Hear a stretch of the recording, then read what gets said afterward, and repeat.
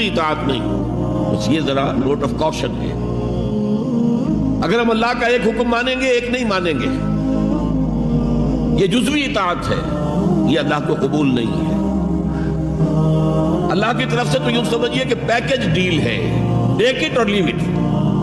لینا ہے تو پورا لو ورنہ دفع ہو. اللہ کو تمہاری ضرورت نہیں ہے، تمہیں اللہ کی ضرورت ہے.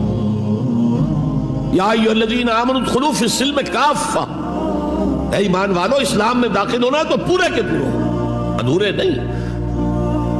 اور سورہ بقرہ کی آیت نمبر 85 کے اندر تو جو وعید آئی ہے، افتؤمنون ببعض الکتاب وتکفرون ببعض، کیا تم ہماری کتاب ہماری شریعت کے کچھ حصے کو مانتے ہو اور کچھ کو رد کرتے ہو؟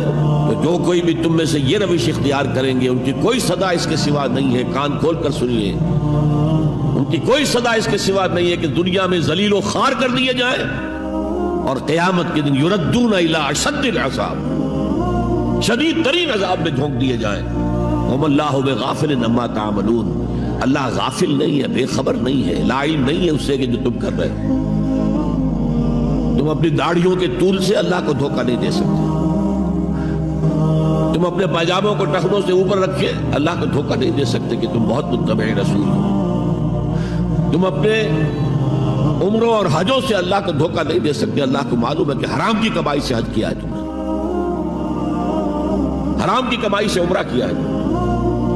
تو یہ جو جزوی اطاعت ہے کوئی اطاعت نہیں، اللہ کو قبول نہیں. آدمی سوچتا ہے کہ چلیے میں نے یہ کام اچھے کیے یہ برے کیے، مجھے اچھے کاموں کا کچھ کریڈٹ بھی تو ملنا چاہیے نا.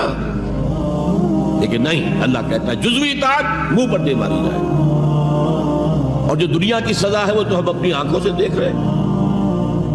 130 140 یا 150 کروڑ مسلمان دنیا میں، ذرا اندازہ کیجیے.